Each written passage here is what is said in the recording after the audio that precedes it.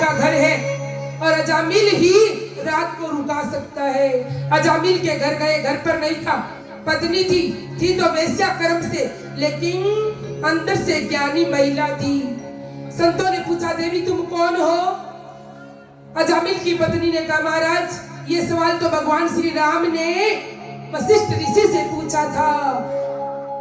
कौन हम और कश्चिन संसार, मैं कौन हूँ और कहां से है, संसार क्या है। जब ये बात पूछी तो एक इतना मोटा ग्रंथ बन गया जिसको लोग योग वशिष्ठ के नाम से जानते हैं। और महाराज मैं तो एक गणिका हूँ, मेरे पति का नाम अजामिल है जो कि एक चोर और डाकू है। आप कहिए आपको क्या चाहिए? संत कहते हैं हमें रात को रुकना है, रात्रि को सत्संग करेंगे, सुबह निकल जाएंगे। कहा महाराज खाना बना देंगे, खिला देंगे, चले जाना, हमारे पति का कोई भरोसा नहीं कैसा है। इतने अजामिल आया और अजामिल आते ही साधुओं का मजाक उड़ाने लगा, अरे बाबा आज आपको हमारा घर कैसे मिला? साधु कहते भाई रात के यात्री है, रुक कर सुबह चले जाएंगे। अजामिल कहता हाँ कुछ चाहिए क्या? कुछ शराब, कुछ नशा? नहीं भैया हमें कुछ नहीं चाहिए। अरे महाराज शर्माते क्यों हो?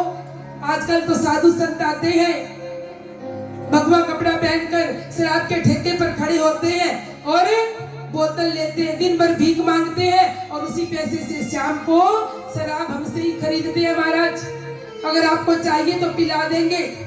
अब संतों ने कहा, अजामिल तू हमें क्या पिलाएगा?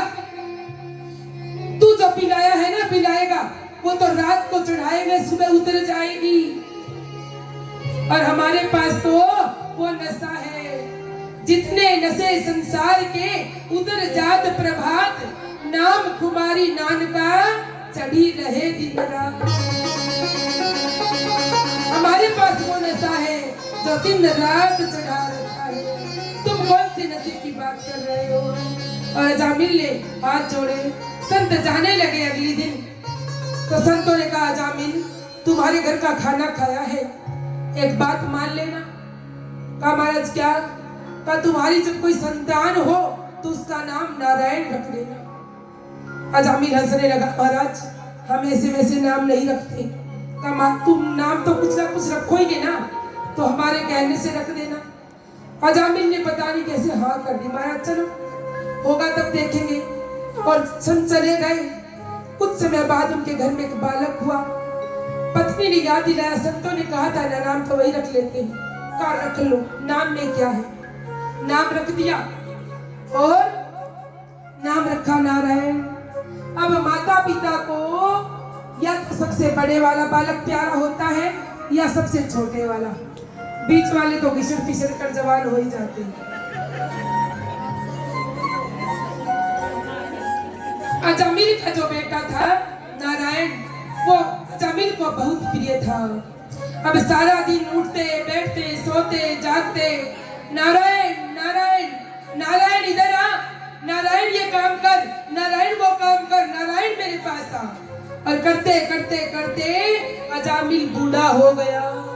और अब अजामिल जब बूढ़ा हो गया तो अजामिल ने कभी शुभ कर्म किया ही नहीं था। तो लेने के लिए कौन आया? यमलोक से यमदूत आए और यमदूतों ने आकर के कहा तुम चलो अब तैयारी करो, चलेंगे। और उन काले काले यमदूतों को देखकर अजामिल डर गया, रोने लगा और चिल्लाने लगा, ये काले काले यम के दूत आकर के मुझे डर पाते हैं, आकर के मुझे डर पाते हैं। नारायण रे बचा मुझे, ये पकड़ मुझे ले जाते, ये पकड़ मुझे ले जाते। और नारायण का नाम लिया तो वो घर वाला नारायण तो सो रहा था, नहीं आया। लेकिन जब बार बार नारायण नारायण नारायण किया, साक्षात नारायण प्रकट हो गए। बोली कृष्ण कन्हैया।